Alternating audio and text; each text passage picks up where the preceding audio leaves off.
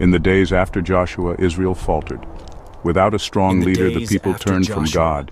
They bowed to idols, built altars to Baal, and forgot the covenant of their fathers. And so the Lord withdrew his protection. From the east came swarms of raiders, the Midianites, a nomadic people skilled in war. Like locusts, they descended upon Israel's land. They came with countless camels, tents stretched across the valleys, armed with spears, scimitars, and bows. Whenever Israel planted crops, the Midianites swooped down, stripping the fields bare, stealing livestock, leaving nothing but ruin. The Israelites fled to caves and mountain dens, hiding in fear. For 7 years their land groaned under oppression. The once proud nation cried out in despair. Their prayers rose like smoke into the heavens. "Lord, deliver us." And God in his mercy heard their cry. God chose a most unlikely man.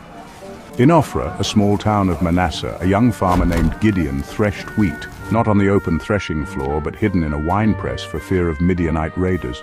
He was cautious, weary, and considered himself the least in his father's house from the weakest clan of Manasseh. But one evening, as he worked in secret, a figure appeared beneath the oak tree. It was no ordinary traveler. It was the angel of the Lord. He spoke words that would change history. "The Lord is with you, mighty warrior." Gideon, startled, replied, "But my Lord, if the Lord is with us, why has all this happened? Where are his wonders of old, when he brought us out of Egypt? Now the Lord has abandoned us into Midian's hand." The angel fixed his gaze on him and said, "Go in the strength you have. Deliver Israel from Midian. Am I not sending you?" Still trembling, Gideon protested, "How can I save Israel? My clan is the weakest, and I am the least in my family." But the Lord answered, "I will be with you. You will strike down Midian as one man." That night, Gideon obeyed his first command.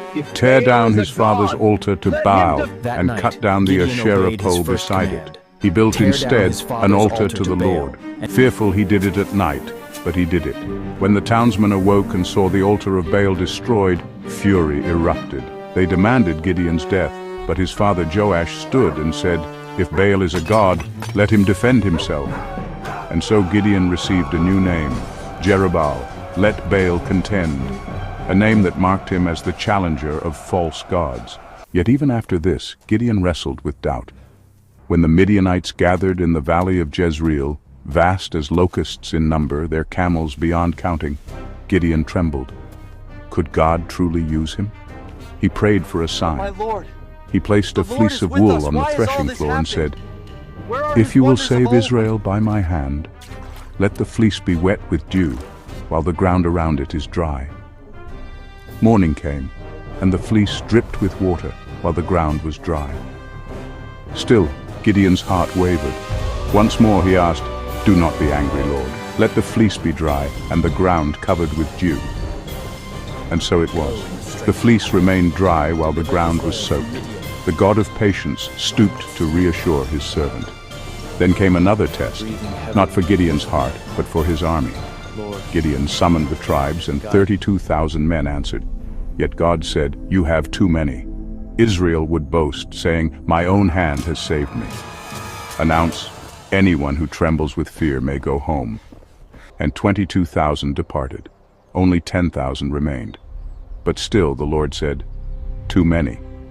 At the waterside, he tested them. Those who knelt and drank with both hands were set aside. Those who scooped water with one hand, keeping their eyes alert, were chosen.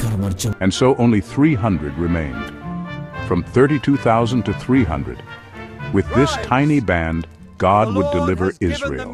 The Midianite camp stretched like an ocean across the valley, their fires flickering against the hills. Gideon's heart quaked at the sight, but God, knowing his fear, gave him one more encouragement. He told Gideon to slip into the enemy camp by night. Gideon crept down with a servant and overheard 2 Midianite soldiers speaking. One said, "I dreamed a round loaf of barley bread came tumbling into the camp. It struck a tent with such force that it overturned and collapsed." His comrade replied, "This can be nothing but the sword of Gideon, son of Joash. God has given Midian and the whole camp into his hands." At once, Gideon's spirit ignited with faith.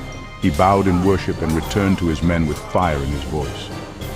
"Rise, for the Lord has given the Midianite camp into your hands, armed not with swords but with trumpets, clay jars, and torches hidden within. The 300 prepared for battle. At the middle watch of the night, the Israelites surrounded the valley in 3 companies. Each man held a torch concealed in a jar and a trumpet in his other hand.